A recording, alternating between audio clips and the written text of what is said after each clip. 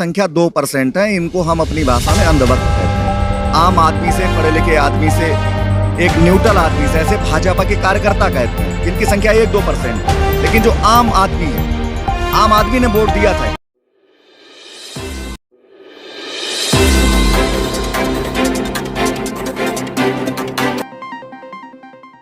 स्वागत है, इस्तकबाल है आप सभी का हमारे साथ हमारे YouTube चैनल भारत टाइम में। मैं हूं आपका मेज़बान कुरतुल हक।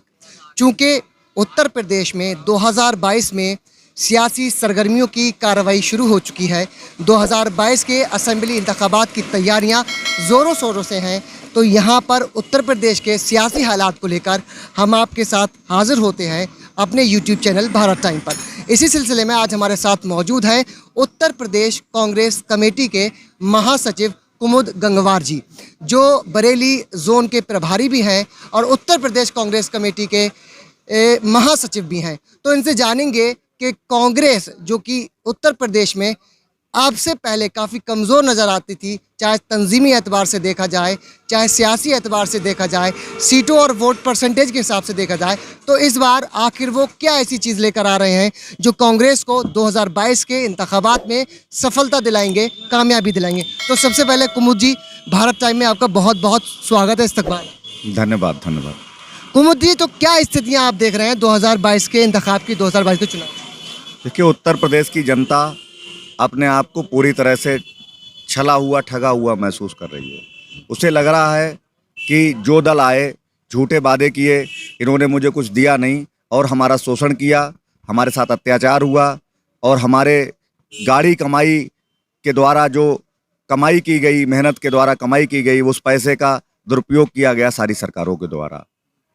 कांग्रेस ही एक ऐसा दल है जिसकी योजनाएं आज भी हमें सड़क पे दिखाई दे रही हैं।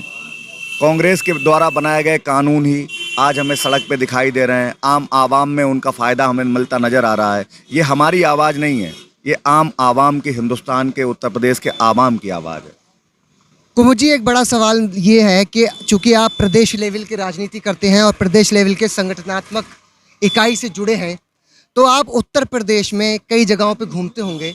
किस तरह का रुझान देख रहे हैं और किस तरह की नाराज़गी देख रहे हैं दूसरी पार्टियों से?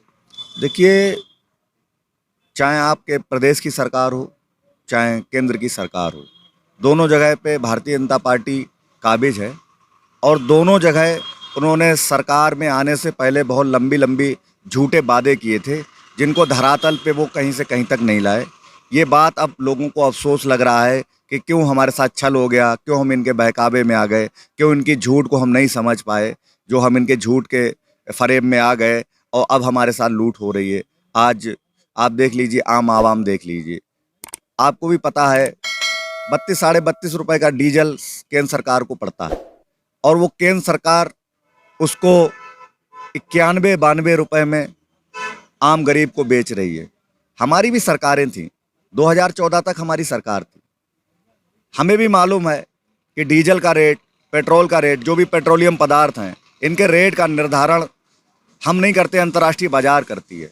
लेकिन अंतर्राष्ट्रीय बाजार में उस समय $135 प्रति बैरल चला गया था कच्चे तेल का रेट। तब भी हमने किसी देशवासी को, खासतौर से उत्तर प्रदेश वासी को, 62 रुपये से ऊपर डीजल और 72 रुपये से ऊपर पेट्रोल नहीं दिया था। 410-15 रुपये से ऊपर गैस का सिलेंडर नहीं बेचा था।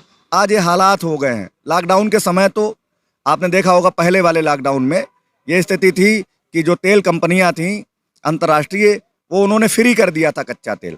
$15-20 प्रति बैरल के रेट आ गए थे। आज के समय अगर आप देखें तो भी $65-70 प्रति बैरल के रेट हैं, फिर भी हमको 92 रुपये में और 100 रुपये में पेट्रोल खरीदने पर मजबूर हैं हम लोग। अच्छा कुमुद जी, बताइए कि इतना महंगा पेट्रोल, जैसा कि आपके मुताबिक इतना महंगा पेट्रोल और स्थिति भी है खुल के सामने आ रही है, या बेरोजगारी है, तो फिर जनता का झुकाव इतना क्यों भारतीय जनता पार्टी की? देखिए, ये शासन सत्ता जब होती है तो ये एकदम दमनकारी नीति पे अपनाए हुए हैं भारतीय जनता पार्टी के लोग।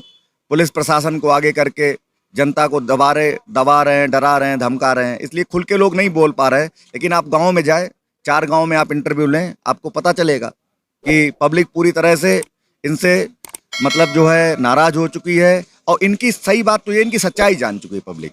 कांग्रेस संगठन को क्या लगता है कि पब्लिक की नाराज़गी यानी एंटी इनकम्बेंसी को देखा जाए तो क्या वो इस बार धार्मिक मुद्दे को छोड़ के कांग्रेस की तरफ बढ़ सकती है या फिर अन्य जो क्षेत्रीय दल हैं, उनकी तरफ जाएगी? देखिए, कांग्रेस के पास 3-4 प्लस पॉइंट हैं।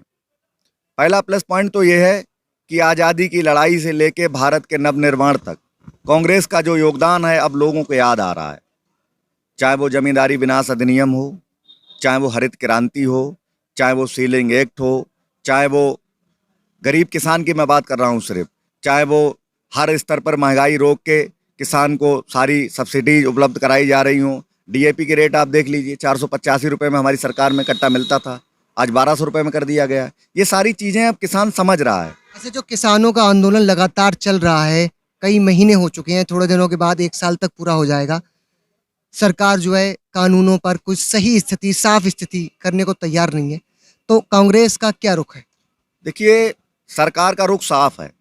कांग्रेस का क्या रुख है इसमें? देखिए, कांग्रेस का रुख भी साफ है। कांग्रेस, इसको सरकार की मंशा है कि ये जमीनों को किसानों से लेकर उद्योगपतियों को दे दें। कैसे कांग्रेस ने इस जमींदारों से जमीन को लेके किसान को दिया? पहले सारी जमीन जमींदारों की होती थी। जैसे ही देश आज़ाद हुआ, उन्होंने तुरंत जमींदारी उन्मूलन बनाया। जमींदारी उन्मूलन कानून बना के उस जमीन का मालिक किसान को बना दिया। तो अब वो उस जमीन को दोबारा कैसे उद्योगपतियों के पास जाने देगी? ये कांग्रेस हरगिज नहीं होने देगी। कांग्रेस कभी भी किसान के मालिकाना हक को छीनने नहीं देगी। उस जमीन को का मालिक किसान ही रहेगा। ऐसा कांग्रेस लास्ट तक, मरते दम तक कांग्रेस अपना प्रयास करेगी कि कभी भी ये जमीन का मालिक जो किसान है, जिसको कांग्रेस ने जमीन का मालिक बनाया है, उसको जमीन के मालिकाना हक से बेदखल नहीं होने देगी। अच्छा, अगर उत्तर प्रदेश में गठबंधन की बात की जाए तो कांग्रेस 403 सीटों पर लड़ने का प्लान बना रही है, ऐसा सुनने में आया है। तो इसमें गठबंधन को लेके क्या स्थिति है? देखिए, गठबंधन को लेके हमारी स्थिति बिल्कुल साफ है। हम सबसे बड़े दल के रूप में चुनाव लड़ने जा रहे हैं। छोटे दल क्षेत्रीय मुद्दों को लेके जो वास्तव में सड़कों पर उतर रहे हैं, वो हमारे साथ आ सकते हैं, उनका स्वागत है।